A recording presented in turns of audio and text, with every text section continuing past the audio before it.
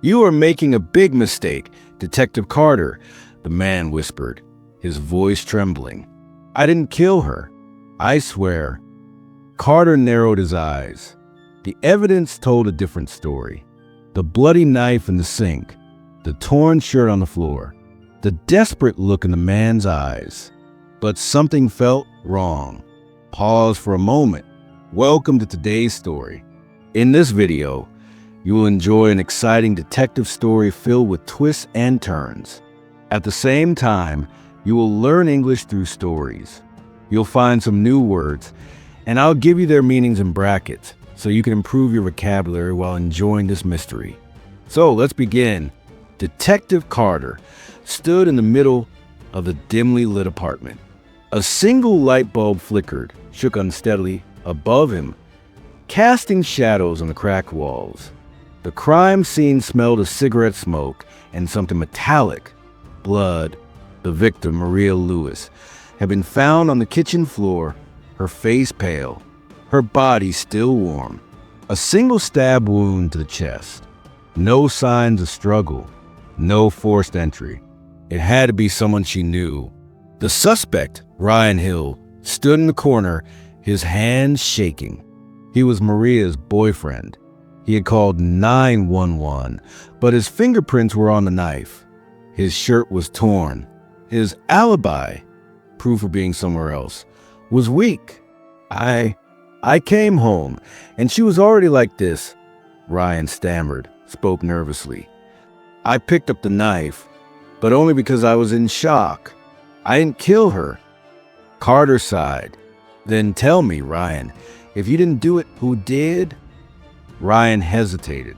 "I don't know, but she told me something weird yesterday. She said she felt like someone was watching her." Carter's mind worked fast. Could Maria have had another enemy? He needed more information. An hour later, Carter sat in his car, staring at Maria's phone records. One number stood out, a call made at midnight, just hours before her death. The number belonged to a certain M. Collins. Carter knocked on the door of a small apartment. A tired-looking man opened it. "Matthew Collins, Maria's colleague, Detective Carter. I need to ask you some questions." Matthew frowned. "About Maria? I heard she was killed. It's terrible, but I don't know anything." Carter watched him closely. "Then why did she call you last night?" Matthew's face went pale. "She called me?" "Yes, for 3 minutes. What did she want?" Matthew licked his lips nervously. She was upset. She said she found out something about our company. Something big, but she didn't tell me what. She just said she was scared." Carter's instincts buzzed, signaled something suspicious. Maria had discovered something dangerous, and now she was dead. The next day, Carter visited Maria's office. It was modern, clean, almost too perfect. He spoke to her boss, Mr. Thompson. "Maria was hardworking," Thompson said. "It's a tragedy, but I don't see how this is connected to our company." Carter gave a small smile. "I didn't say it was, but you seem nervous." Thompson laughed, but his hands tapped the desk, and unconscious, not knowing what one is doing, sign of anxiety. "Detective, I have nothing to hide." But Carter wasn't convinced. As he left, he noticed a woman watching him from behind a computer. When their eyes met, she quickly looked away. Carter walked over. "You knew Maria?" The woman hesitated, then whispered. "She found something on the company's accounts. Missing money. A lot of it. She said she had proof. But now she's gone." Carter felt a chill, sudden fear. This case was bigger than he thought. Back at the station, Carter reviewed Maria's emails. She had written to someone just before she died. The email was incomplete, but had one chilling, scary line. "I know who is behind this. If anything happens to me, tell." But the message ended there. Someone had deleted the rest. Carter's phone buzzed. It was Ryan's lawyer. "Detective, Ryan has an alibi. A neighbor saw him outside during the estimated time of death. He's innocent. Carter leaned back. If Ryan didn't kill Maria, then who did? And why try to falsely accuse him? Then a thought hit him. The knife. It was too obvious. What if Maria's real killer had placed it there to mislead, trick the police? The real murder was still out there, and Carter was getting closer. Just as he was thinking, his phone rang. It was a woman from Maria's office. "Detective, I found something. Meet me at the park near 6th Street. Now." Carter didn't hesitate. He drove fast, his mind racing. This could be the breakthrough, important discovery he needed. But when he arrived, the park was silent. No one was there. Then he saw it, a phone lying on the bench, Maria's office ID beside it, and a message written in hurried letters on a piece of paper. "They know. Run." Carter's heart pounded. He wasn't just chasing a murderer anymore. Someone powerful was trying to bury the truth. And now, they were coming for him too. Carter's fingers tightened around the note. The warning was clear. Whoever killed Maria wasn't just covering up a crime. They were watching. And now, they saw him getting closer to the truth. His instincts screamed at him to leave, but he stayed. He scanned the park, his eyes searching for any sign of movement. Nothing. The silence was unnatural, almost too perfect. Then, from the corner of his eye, he noticed a black car parked near the entrance. Tinted windows, engine running, watching. He reached for his phone and called the station. Send backup to 6th Street Park. Now! Just as he turned back to the bench, a loud screech of tires filled the air. The black car sped away, disappearing around the corner before Carter could catch the plate number. He clenched his jaw.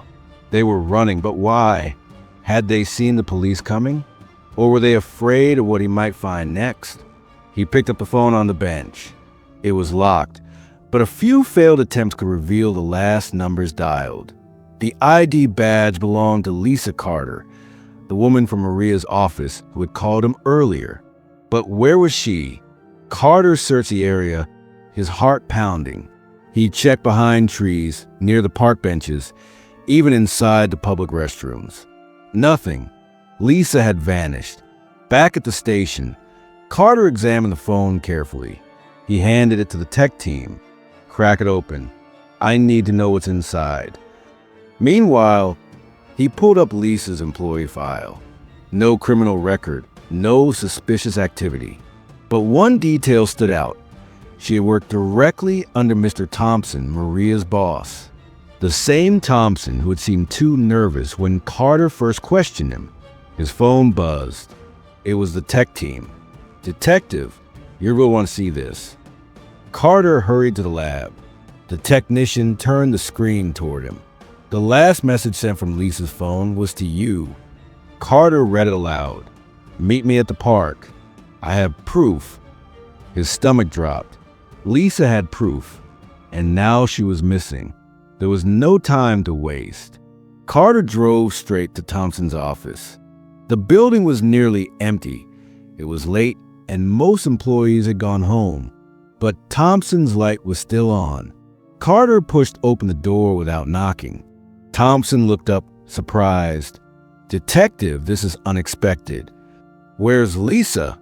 Carter asked, his voice steady but firm. Thompson frowned.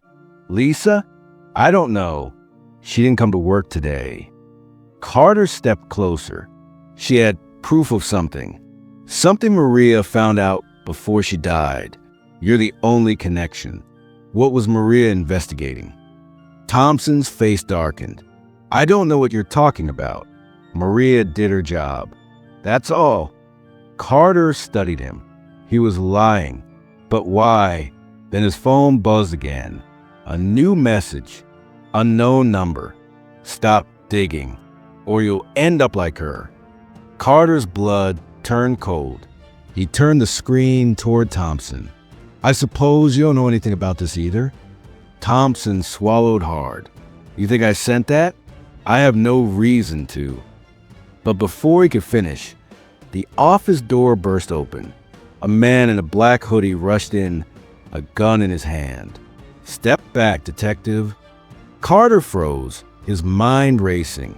Thompson looked just as shocked. Who are you? The man sneered. Someone who finishes unfinished business. Carter's hand inched toward his holster. You killed Maria, didn't you? The man smirked. She knew too much.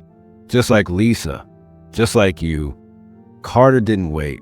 In one swift motion, he lunged forward, knocking the gun aside. A shot rang out, hitting the wall. Thompson ducked as Carter wrestled the attacker to the ground. The man fought hard, but Carter was stronger. In seconds, he had him pinned. Sirens wailed outside. Backup had arrived.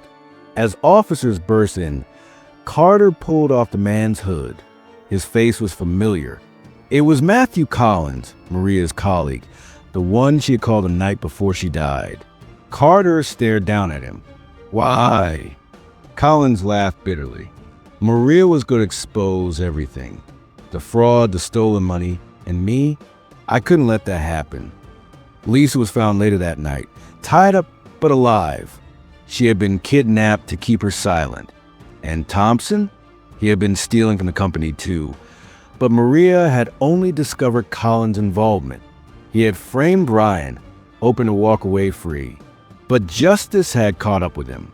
As Carter left the station, he took a deep breath. Another case closed. Another truth uncovered. And another reminder. Murderers always leave a trail. You just have to know where to look.